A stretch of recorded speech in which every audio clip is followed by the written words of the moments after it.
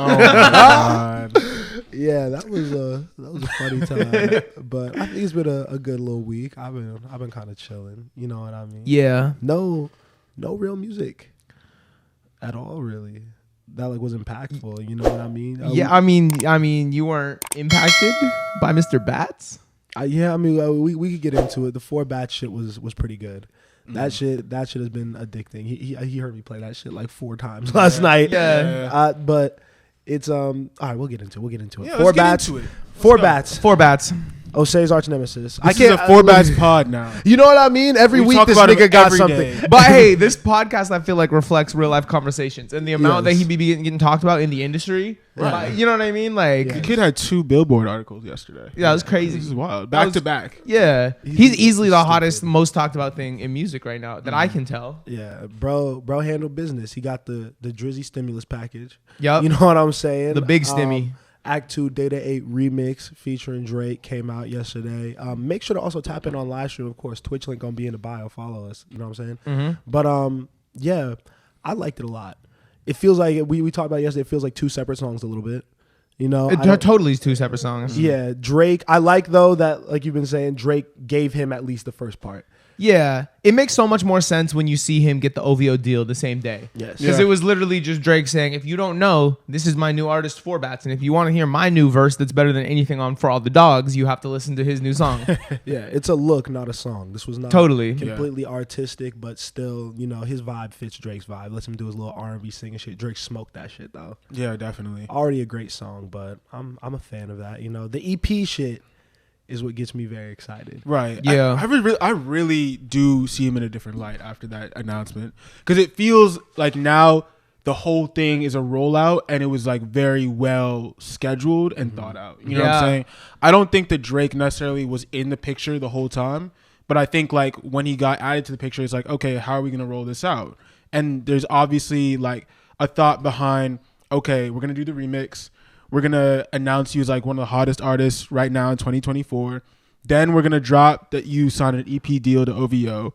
And like, it'll just get people hype, bro. I really respect the moves and like the way that he's marketing himself. 100%. Yeah, I mean, shout out whoever's doing PR on the project, because I was very impressed with the timing of the Billboard piece. Mm-hmm. You know what I mean? I thought that came at the perfect time. Like you said, the scheduling was just literally, it couldn't have been better. Because you went that, Drake song, or the Drake song came out, right? And then the article came out. Yeah. And then the second article about him signing, it was perfect. I don't know if they're still involved, but like big shout out to Vidya because they were doing all the distribution. They've been kind of the machine behind all of this. Shout out Ben Shafter on that team. I know him, but like they've put everything they have into this, and have been very, very strategic, making sure he's getting looks. So like that, I think they were honestly a big part of the machine that was behind him. Obviously, I think management killed it. I forget her name.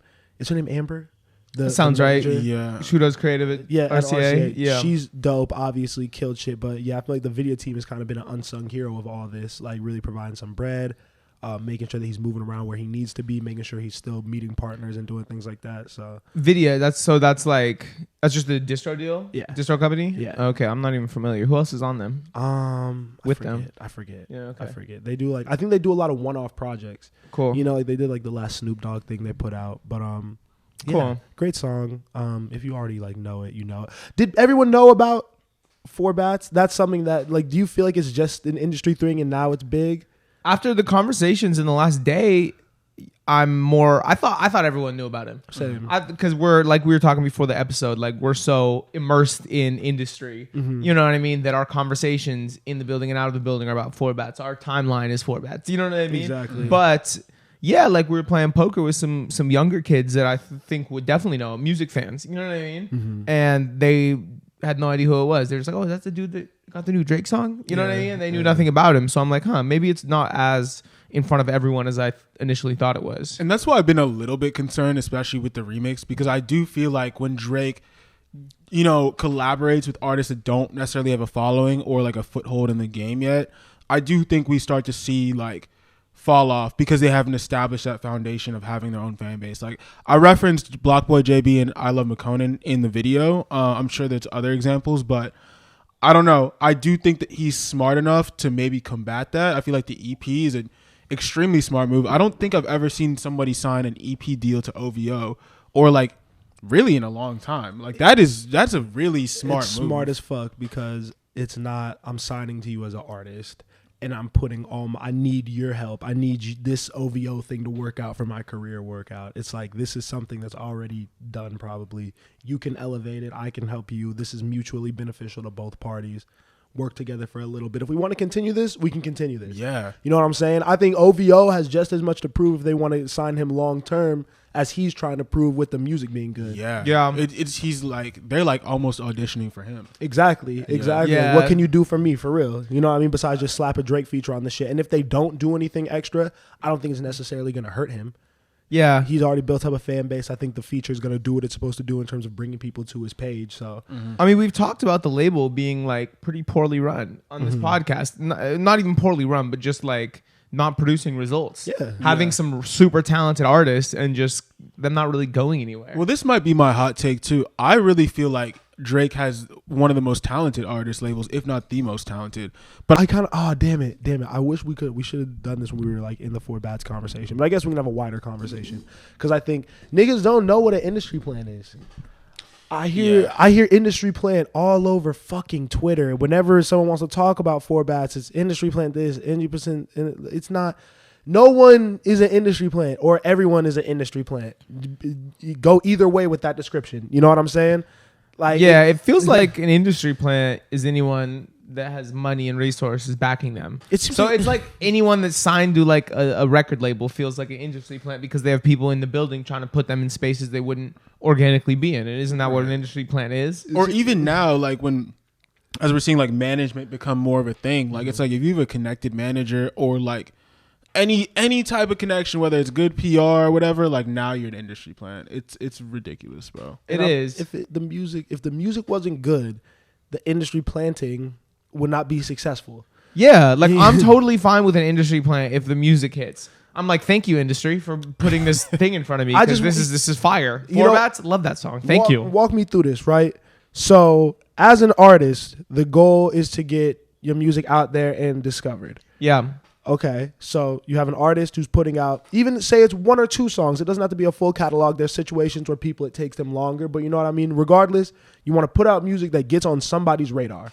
It gets on someone's radar, and it just so happens to be manager, label person. One of the two probably is going to find you first. Yeah. They are then supposed to, when they come in, build your team. When you have a team around you, the goal is to elevate said music. Yeah. So part of elevation is putting you in spaces, connecting you with people who you didn't already know. You know what I mean? That often requires other industry relationships. Like, it just seems like when people do their job, you can't down people for that. You know, it's not a negative thing. I don't see. I totally agree. I just am thinking like the only time I'm mad at an industry plan is when the music's bad. And I think the team is putting it in places it doesn't need to be put. Like I think about Lil Mabu.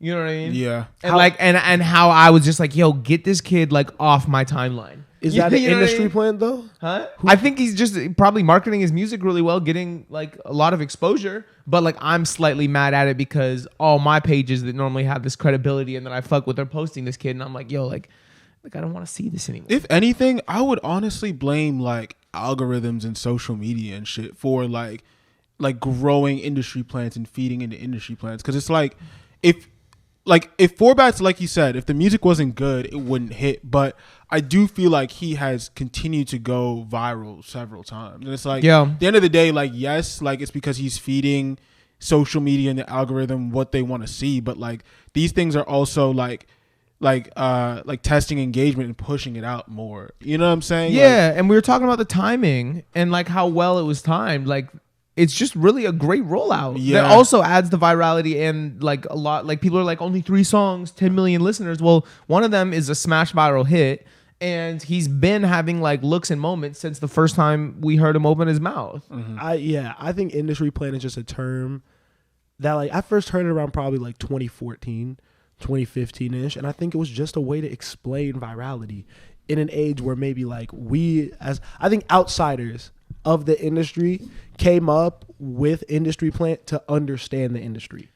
Yeah. I also think it's just a cultural thing in America with the older generation where they really feel like, oh, I had to work and struggle, so you should too. You know what I mean? I see it in music a lot, where a lot of these older executives are like, yeah, like I didn't get paid for X amount of years and I went through all this hardship and I worked my ass off for 20 years to get here. So like, why would I just hand this to you? Even though our generation is different, I think, and things are coming easier to us and we're a little less inclined to grind our life for a career. Really? I thought industry plan was actually a young nigga thing. You think? I feel like young kids who can't explain, I think adults see what's happening and understand it.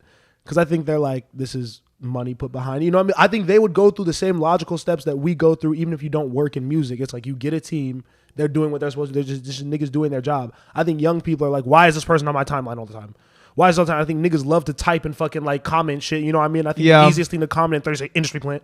You know what I mean? Yeah. Just like little stupid hate shit, bro. Honestly, it's not productive. Right. It's not productive at all. I think it's kind of ignorant. I think it takes a lot of credit away from the people who are really busting their ass to get their artist in a good position. And it's like, once again, if it slaps, what the fuck are we doing? I think the only industry plant might be like a Smiley. You know what I mean? Because it's like, you know what I mean? That's no hate. You got shots for Smiley today. That's just like, you know what I mean? Your homie, he knew Drake. And so Drake put him on a song and put it out. You know, that's the closest thing that I could maybe identify as one. But yeah, I don't even think that shit exists for real. And definitely not for someone who makes that slaps is like OVO's only miss, bro. Smiley?